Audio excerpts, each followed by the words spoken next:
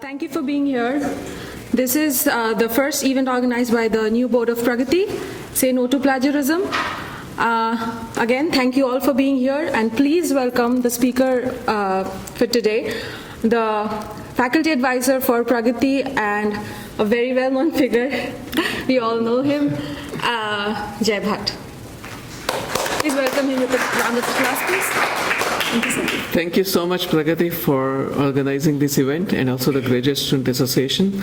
And this is really, really important event as you begin your career here at Drexel. And you are going to discover a lot of resources that libraries are going to offer to you during the course of this talk. So before I start, I'd like to get some idea from you. What different disciplines are you from all? How many from College of Arts and Sciences? How many from business? How many from engineering? If you just raise your hands, like physics, chemistry, math, those areas, just raise your hands. Engineering, raise your hands.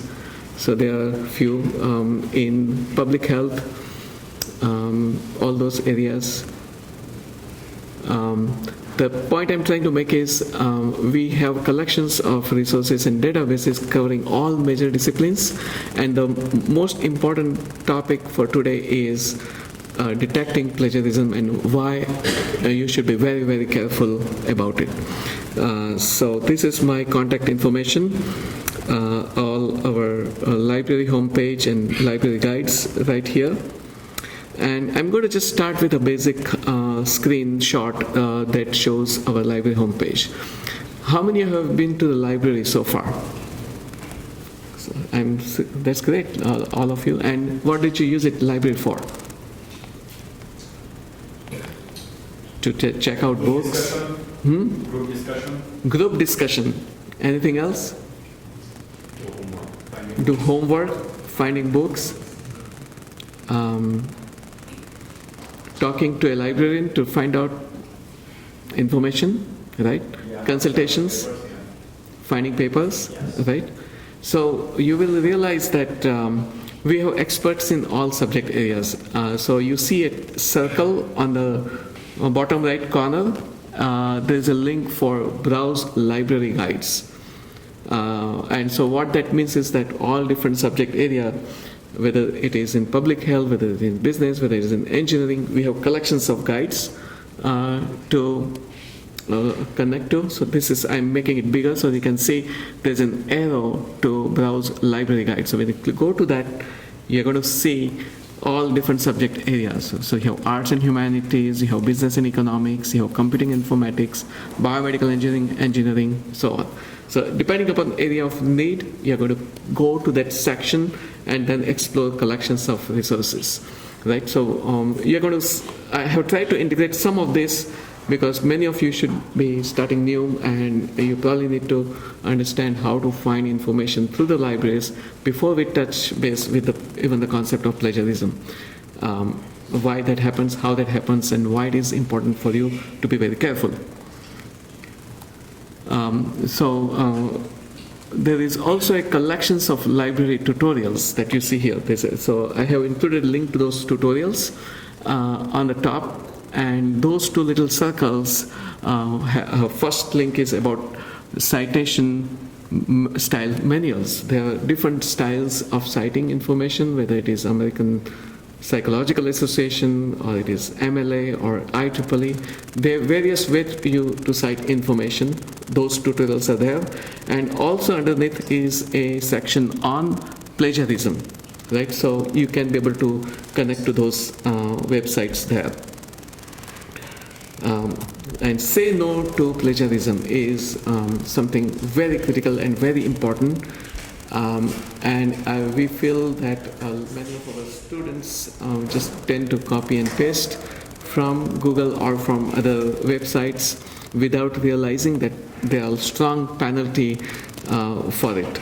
So what is plagiarism, why it happens, what happens, and how you can avoid it through good research. I was just curious. to see your honest opinion. How many of got did some kind of copying and pasting? Just honestly tell me. No one? You go to Google, you just copy and paste. I'm sure most of you have done it, right? You might have even copied and pasted a status message on your social media platforms. And these are kind of things you need to think about yourself, that somebody has created this and they need to be credited. So you need to give a credit to the source of information. That is the basic concept. And why it is important? Faculty members, professors, they want to see your own work. They want you to they want you to take pride for your own work. Learning in the US includes understanding concepts and ideas and explaining them to others. So whatever you're learning, you are able to understand, and what you're understanding, you are able to explain to others, whether through exams or whether through writing papers, and that should be also in your own words. So writing must be in your own words. You'll be writing a lot of research papers in the times to come. You will be expected to write those papers in your own terms, on your own words. So copying and pasting and cheating is forbidden, and reusing a paper is also forbidden. There are some sites where you can just go and purchase the paper and you submit it as if you wrote this paper, and that is not acceptable. It's not for you. You are not learning in the process, and you are actually creating a lot of problems for yourself in the times to come. And what I have tried to do in this presentation is starting with basics of plagiarism. As a student, it happens, and there is a category once you graduate, once you start for a company, when you go to become a professor or go for PhD, there are some instances when even in the scholarly world there is instances of plagiarism, and I'm going to point that out towards the end of this talk. So pay attention to this.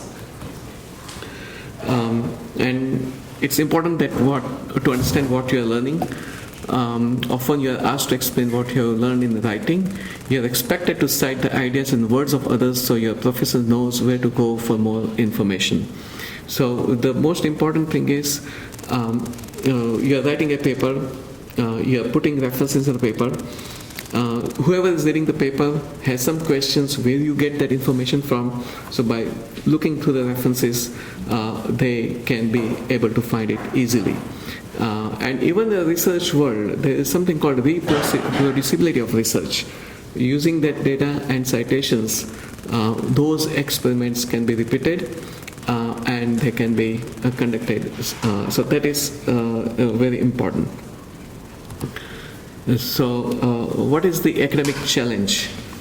Go beyond what you learn in textbook, lectures, and the library.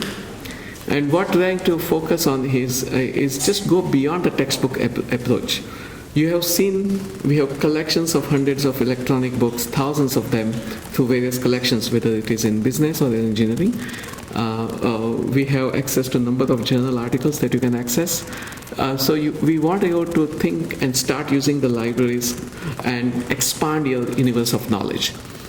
And when the questions of writing and completing your assignment comes, make sure you write your own, its original work, and make something new, something original. And that's very, very important. So academic integrity is something that is also very important, and our university's website on academic integrity, I'm going to show that link later on, explains everything, and I want you to look at that website carefully. What is it? What do you think academic integrity means? So if I ask you what is academic integrity to mean to you, what would you say? What is academic integrity? Anyone? No one? So that is how this academic integrity is defined in Merriam-Webster dictionary, relating to schools and education. That's what academic, everybody knows. Integrity is adherence to moral and ethical principles, and soundness of moral character, honesty. All of this is what academic integrity means. And then it is applied when you're writing assignment, your papers and research, so you're not copying and pasting and plagiarism. That is the implications.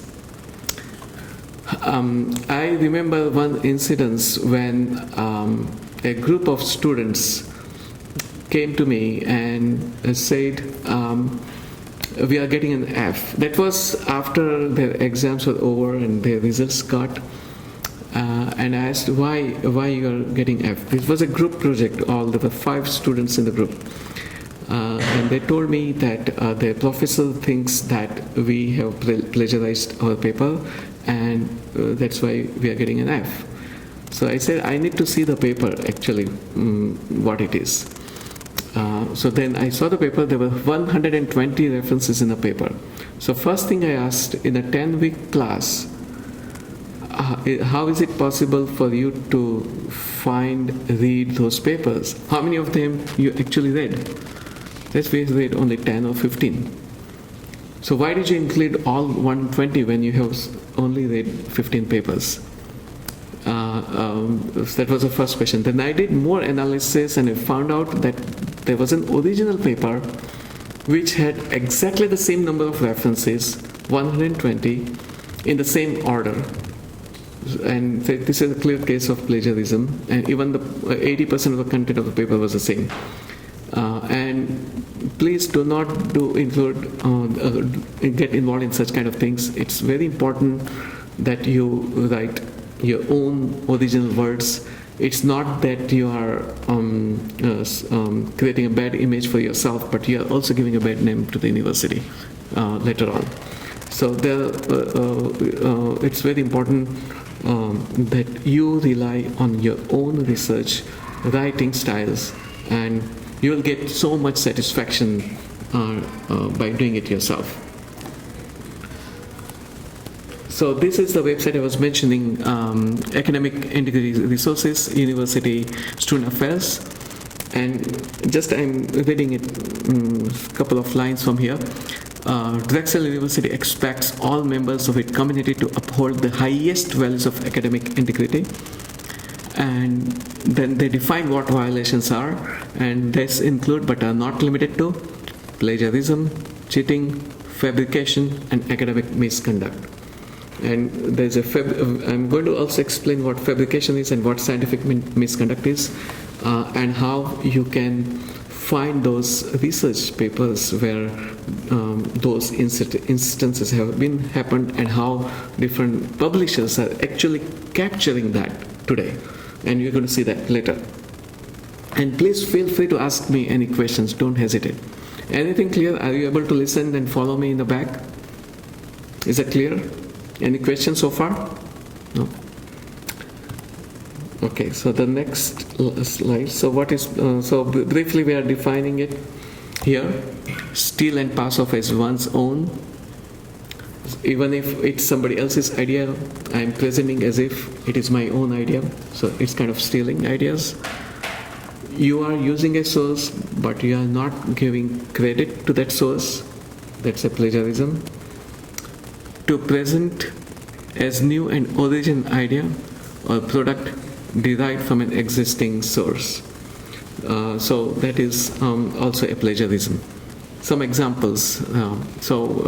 Just in simple words, ask yourself, if you did not think of it and write it at all on your own, and you did not cite the sources where you found the ideas or words, it is probably plagiarism. So when you write your papers, ask yourself, is it my idea?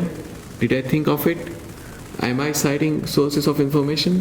Where did I search? Where did I find papers? What websites I have used? What journal articles? Yeah. What if I copy from my own paper? That is also called as self-plagiarism. I'm copying my own idea from my own paper. Actually, it varies.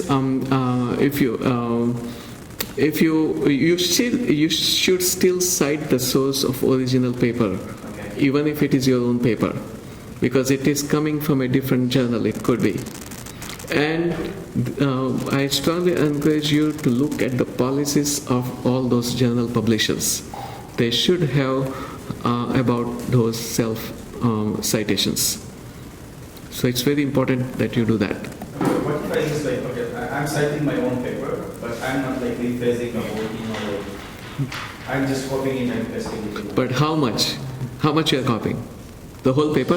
No, that's not true. So like, maybe... What is new? Just ask yourself, by doing this, what is it that new that you are learning?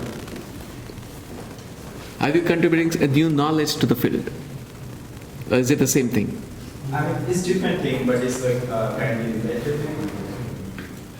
So like, an example, if I already published a conference paper, and now I'm making it as like a journal paper, and I'm copying some idea from my own journal. And you are going to see that. I have a couple of slides later on. Okay. Because you already published a conference paper, and you are publishing it again. Yes. And a lot of journals have policies that you cannot publish the same thing again if you had published before. And you will see that.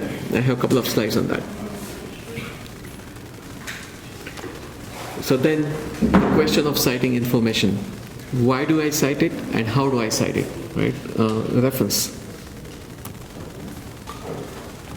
So there are a couple of things you need to remember. You must cite if you are quoting directly from the text. Right? So, and you are going to use quotation marks. So if it's just like a paragraph, you must include that quotation mark, and then you provide a reference to that.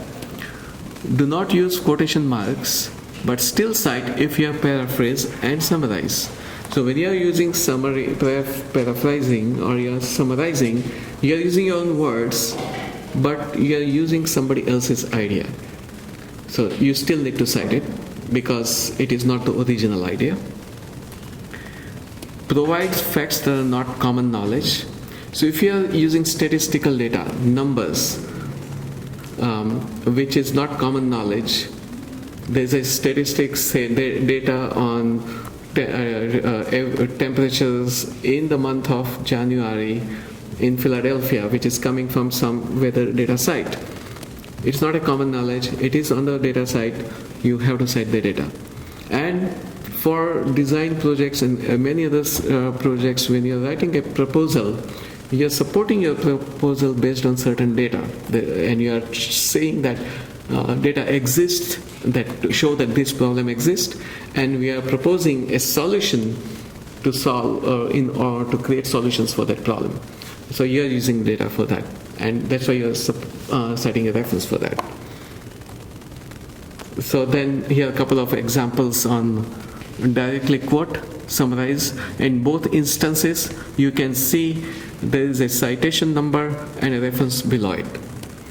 And I guess everybody's going to get this presentation later on, right? So that they can be able to refer to it later. So that you can go to this particular slide, and it shows an example of direct quotation versus summarizing and paraphrase.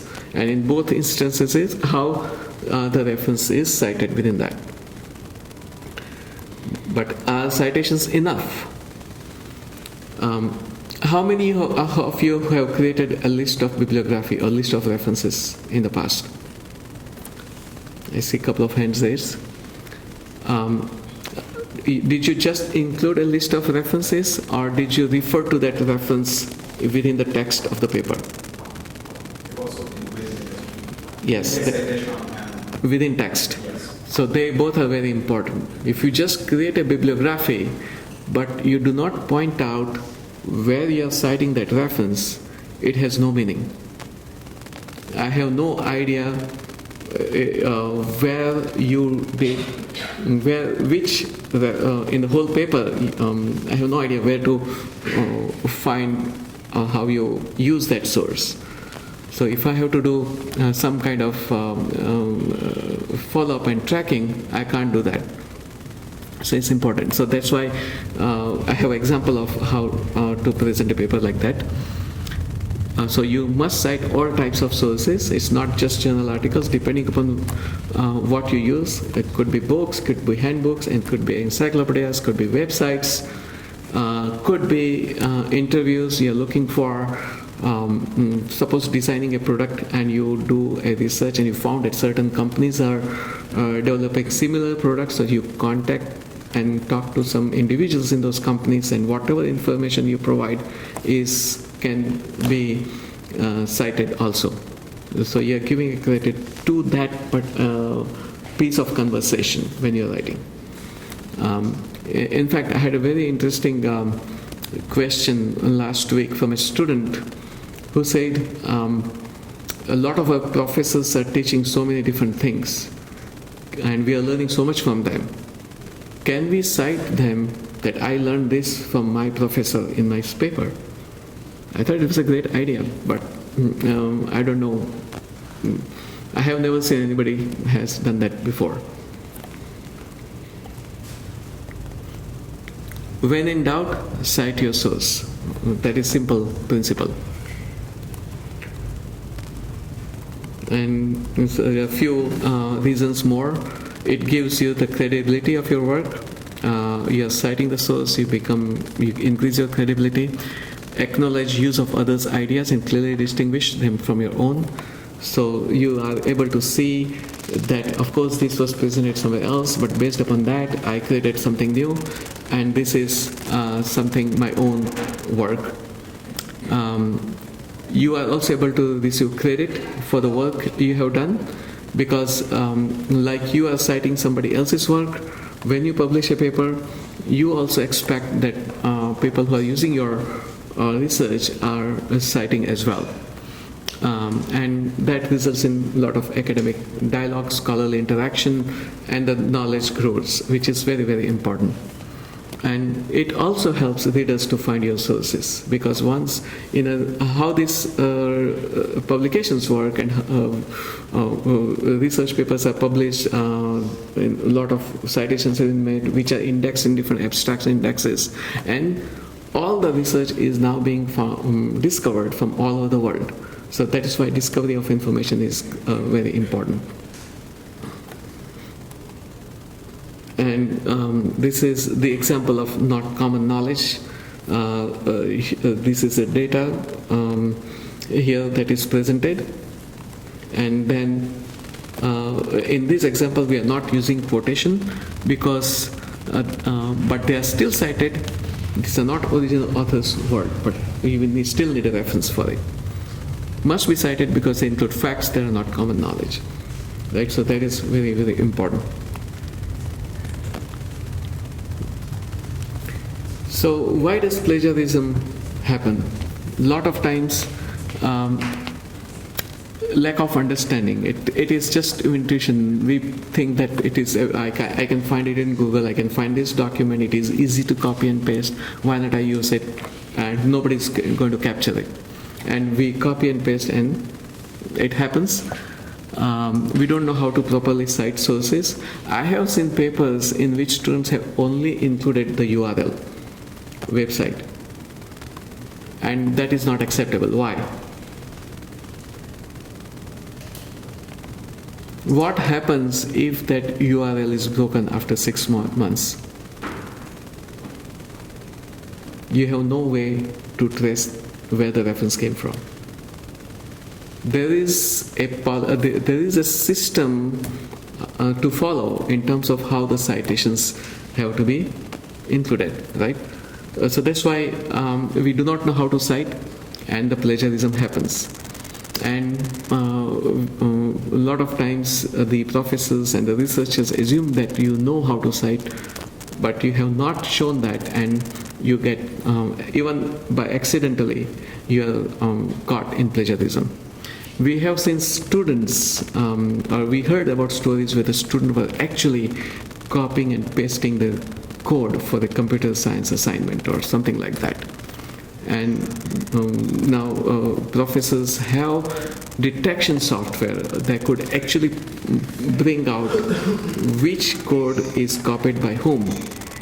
So never do that. You can be easily caught if you are just copying and pasting codes. Even for journal articles. How many of you have heard there is something called Turnitin software? Anyone heard about it? So right. So what happens? You submit your paper in the course management section through Turnitin, and it is a system which searches across hundreds and hundreds of papers and pulls out where the information is copied from. And you are immediately and you have no idea that is happening, and all of a sudden you send and get an email from your professor. Well, you have copied this for something for somewhere else, and they can show you where it is, or she can show you where it is from, and you just cannot say no because it is all evidence, right? So be careful. And a lot of times we do procrastinate. Oh, I have for some more time. I have next week. So you keep on waiting, and then all of a sudden the time happens that your paper is due, and then you just copy and paste.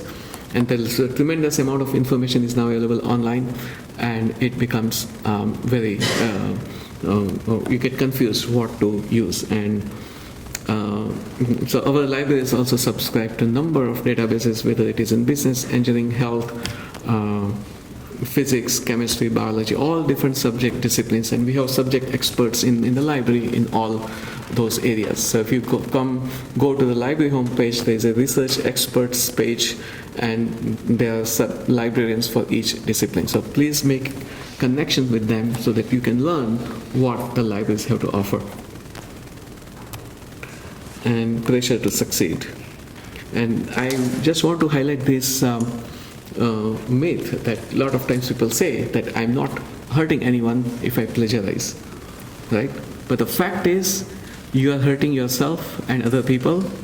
It impedes your learning and thinking process. You are not critically thinking. You are not originally thinking. And other people may think that they cited, this person used my information without giving me the credit, and a lot of issues and problems happen.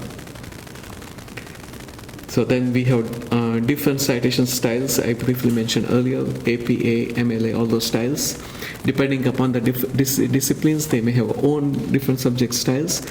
There are several engineering styles like IEEE for Institute of Electronics Engineering, American Society of Civil Engineering has its own, American Medical Association has its own, American Chemical Society has its own. So there are different types of citation styles that are available.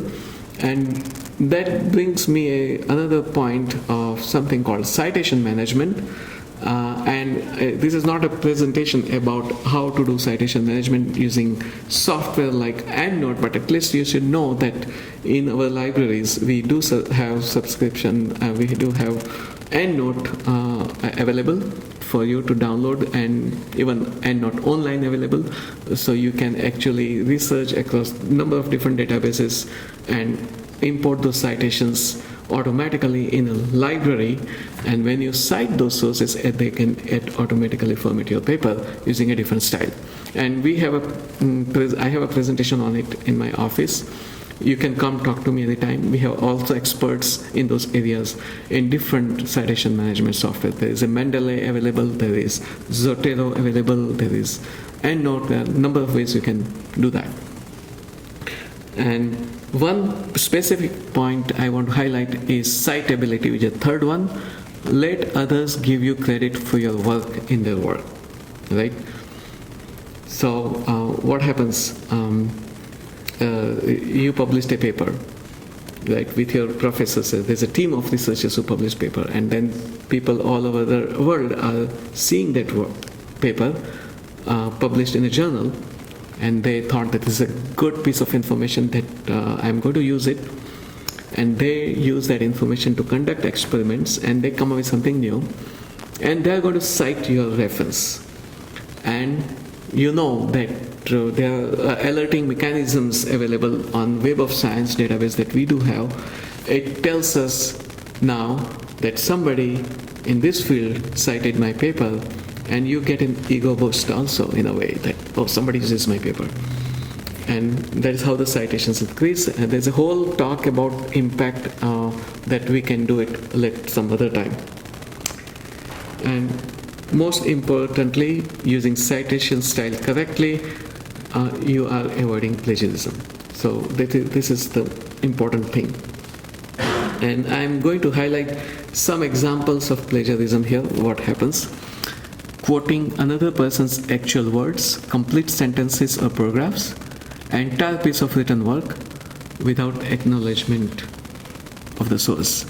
Using another person's ideas, opinions, or theory, even if it is completely paraphrased in one's own words without acknowledgement. So, as I mentioned, paraphrasing and summarizing, even though they are your own words, but are using somebody else's idea and you're not crediting, that is a plagiarism. Borrowing facts, statistics, or other illustrative materials, even images. You're not citing images, is a big problem. And image is a totally different issue because a lot of journals and publishers have a different kind of policy for images, and we have a whole library guide on open access images and how to cite images there.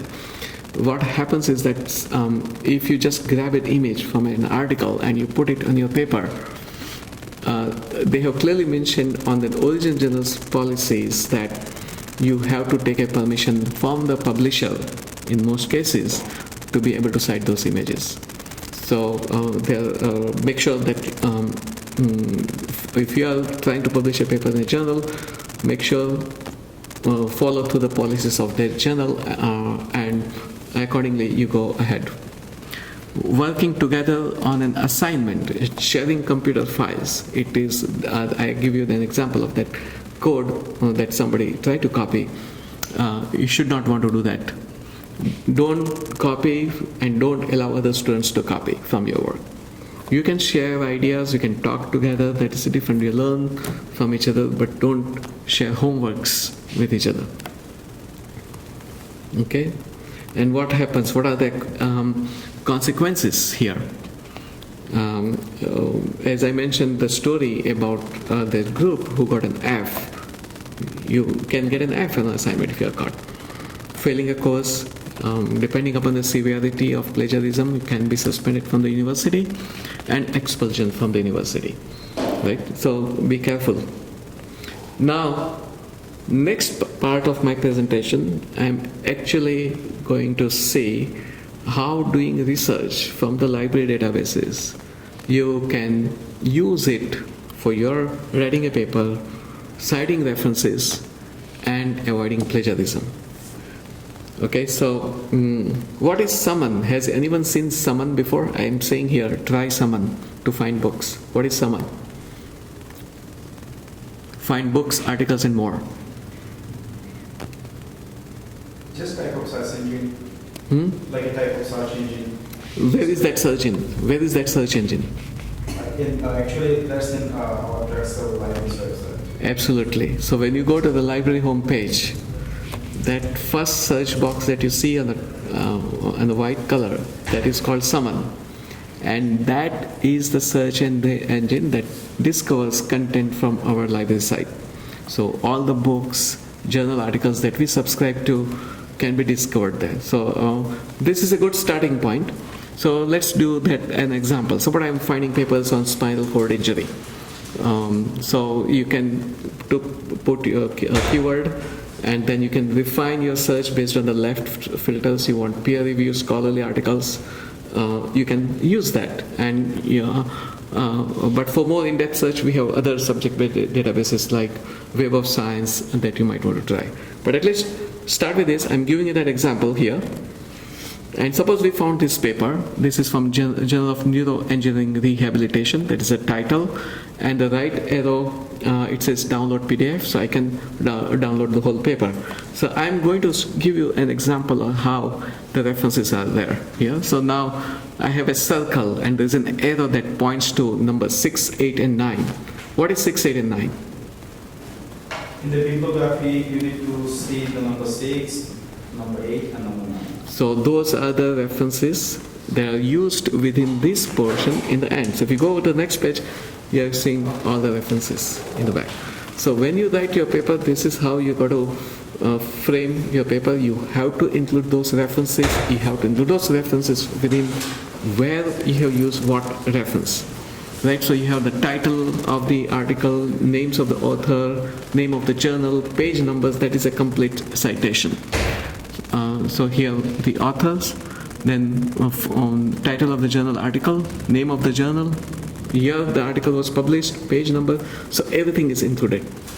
Right? This is completely different than the URL that I was mentioning earlier. Now I know where this article was published and I can go back, refer to it, trace it and find the original article. If the URL is not permanent URL, then it is gone and it's very difficult. And then the next point I want to highlight, this is very important, article retraction. Now what happens in retraction? What is retraction? Do you know what it is? And I'm saying this is from elsewhere publisher. They have this on their policies, and I'll briefly explain what retraction means.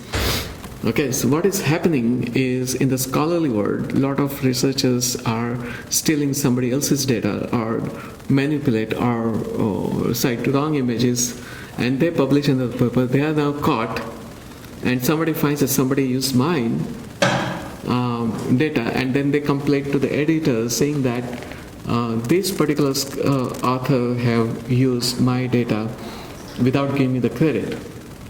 So in the peer review process, that particular piece of information was missed for some reason. So there is an analysis, there is an investigation that happens, and that paper is then retracted if they find that it is indeed the case that somebody did misconduct. That is called misconduct. You are not giving credit, you are plagiarizing, you are fabricating data and using and publishing that even if it is not correct. So then the paper is retracted like this. So I'm using again summon, but I'm using in the search box I'm typing saying that find all the papers that are retracted. This has been retracted and I'm searching the title field. And then I found a couple of papers here. It says, and this is the retracted article. So it will show the retracted article on the top.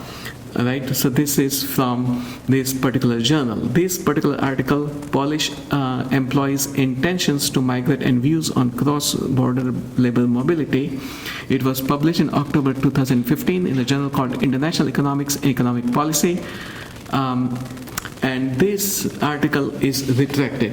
Why it is retracted? Let us see.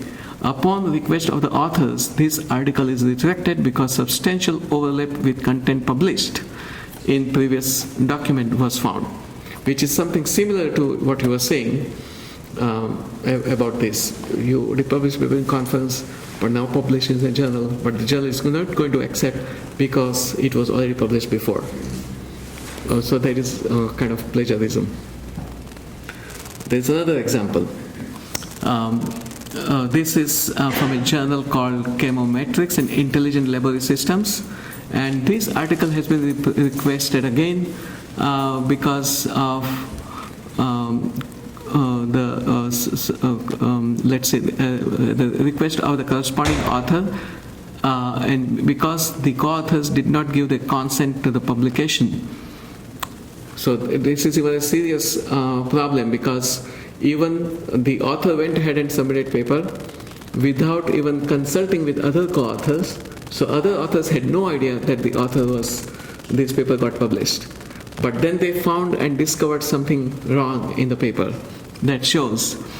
And then say one of the conditions of the submission of a paper for publication is that authors declare explicitly that the paper is their own work and not published or consideration for publication elsewhere.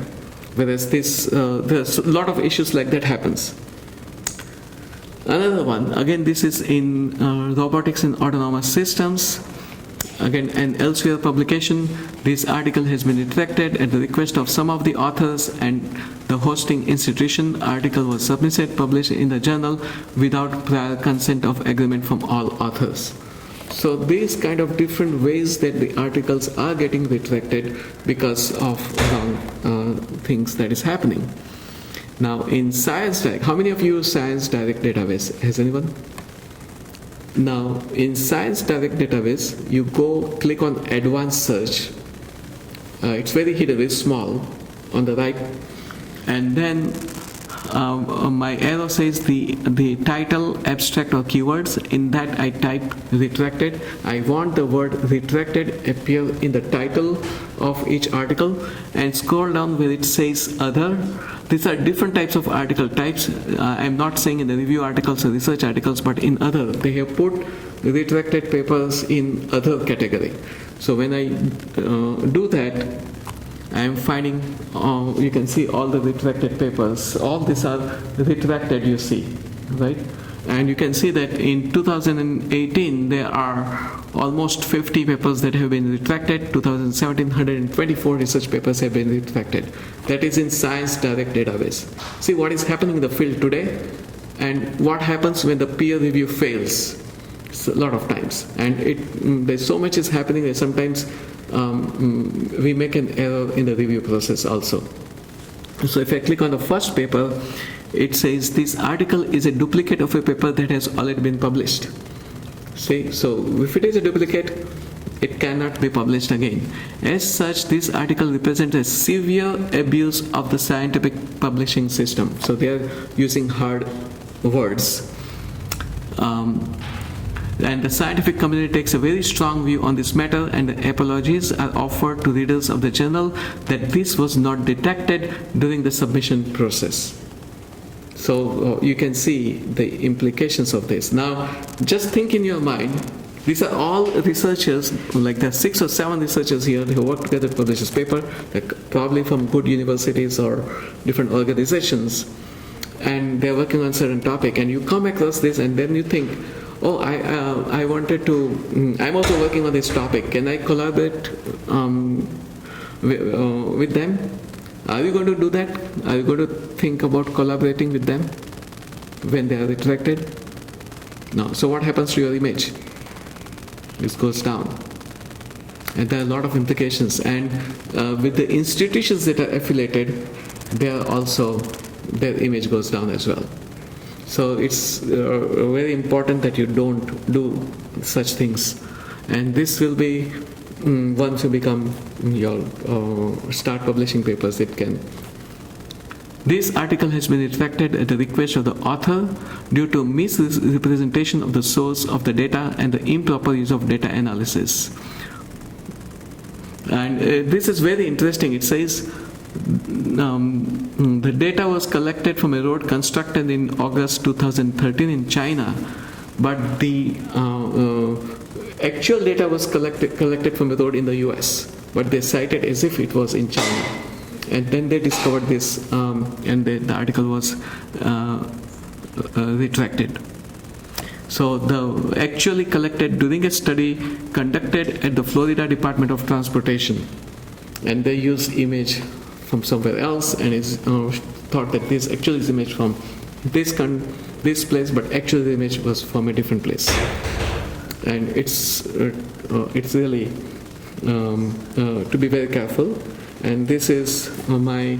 I also want to thank our undergraduate learning librarian Elise Ferrer, who also helped me with this, and there are some using some of her citations there, and our work cited here. Yeah.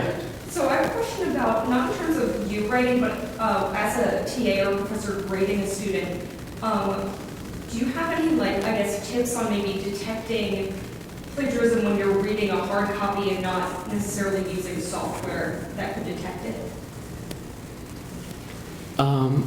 That's a good question. A lot of times when the professors are reading the paper, they have some idea in terms of what is, they can actually see the quality of paper will change drastically from one paragraph to the second paragraph and third paragraph. So keep an eye on such things. Format, the font size can change all of a sudden, and the students don't pay attention to it. it could be some other font, it could be something else, a third paragraph is something else. You can actually see the flow of information completely change. There's no connection to the previous paragraph to the next paragraph. So keep an eye on those things. And read it 1, 2 times, 3 times. And if you have a chance, talk to some other your colleagues and friends to whom you trust, and your professor maybe, and get their feedback. There are some other ways you can try to discover that. Does that help? Yeah, thank you. Yeah. So Drexel has a policy that all doctoral students who are graduating from the university should have at least 2 papers with their name as the leading author. If not, they are not going to graduate from the university. Do you think there will be some sort of integrity issues between the PhDs whom they work on? In what way? Like when they are sharing a work, but they are not the leading author, and so they won't be able to graduate at the time they came. Would that be any issues like that? I don't think so. You should. I think you should talk to your advisor, your PhD advisor, your professor, your dissertation committee. They should be able to help you with this. But if the first author is a requirement, then you have to be a first author. Is it a requirement for you?